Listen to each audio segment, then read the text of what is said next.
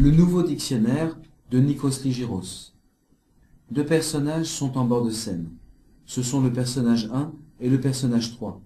Ils semblent désemparés.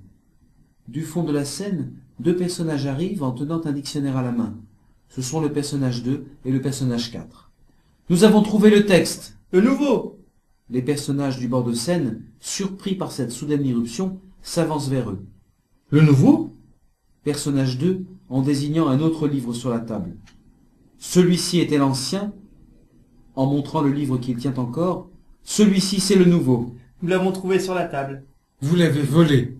Mais pas du tout. Il était là, et il nous attendait. Qui? Mais non. Le livre. On dirait un testament. Le personnage 3 regarde le livre du début à la fin. En tout cas, il n'est pas signé. Un testament trahi. Ce n'est pas le même auteur. C'est vrai qu'il a écrit l'immortalité. Alors, que dit le début du texte? Au début était le verbe. Mais tu le fais exprès? Je crois que c'est génétique. Le personnage 3 regarde le début du livre. Tu as vu ça? Le passant assis. Oui. Il est assis sur notre banc. Tu te rends compte? Comment faire autrement? C'est incompréhensible.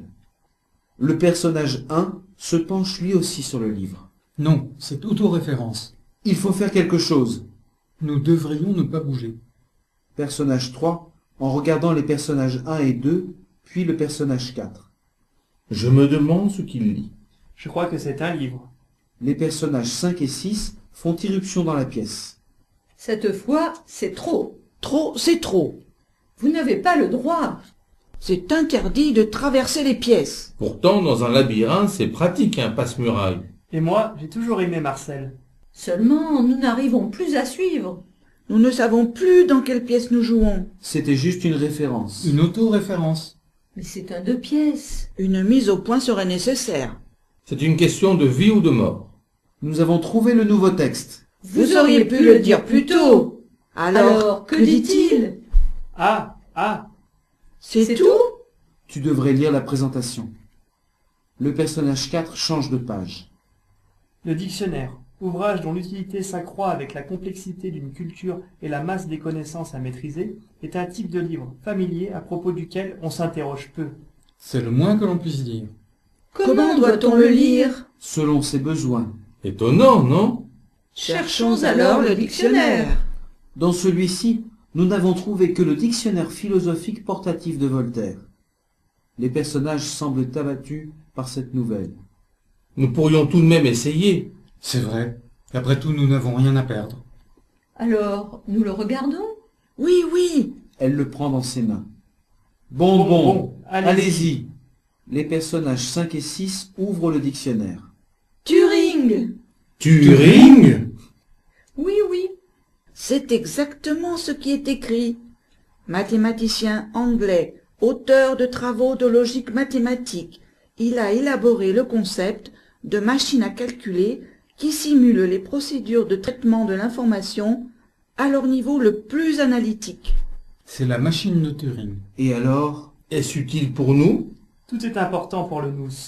Ce mot a-t-il un sens caché? Une énigme? C'est plutôt une association d'idées.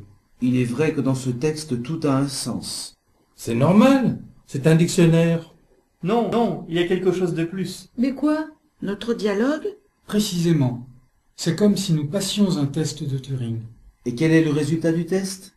Personnage 3 en regardant le public. Cela ne peut pas dépendre de nous. Personnage 4 en s'avançant vers le bord de scène, suivi du personnage 3. Nous ne sommes que l'expérience. Une expérience de pensée? Personnage 6 en montrant le public. Ce sont eux les expérimentateurs. Nous ne sommes pas des cobayes. Mais peut-être des ordinateurs. Je ne peux pas le croire. Ce n'est pas nécessaire. Comment? Tous nos mouvements appartiennent à la tactique. Et toutes nos pensées à la stratégie. Mais quel est le conflit? C'est celui du hasard et de la nécessité. Personnage 5 en montrant le public. Et eux, ce sont les spectateurs? C'est pour cela qu'ils n'interviennent pas? C'est toujours plus facile de rester assis. Parfois, il faut rester assis pour avoir le courage de penser quand tout le monde court. Le personnage 1 s'assoit en bord de scène et il les rejoint. Un à un, les autres s'entassent autour de lui. Il ne faut pas se décourager. Alors, il y a encore un espoir? Non, plus aucun. Et le test alors? Il est sans importance. Mais pourquoi? car à présent nous savons ce que nous sommes. Nous sommes seuls. Et ils sont tous. Mais nous sommes libres, n'est-ce pas? D'exister ou de ne pas exister. Je vote pour. Les autres font de même chacun leur tour. Notre nous existe. Noir.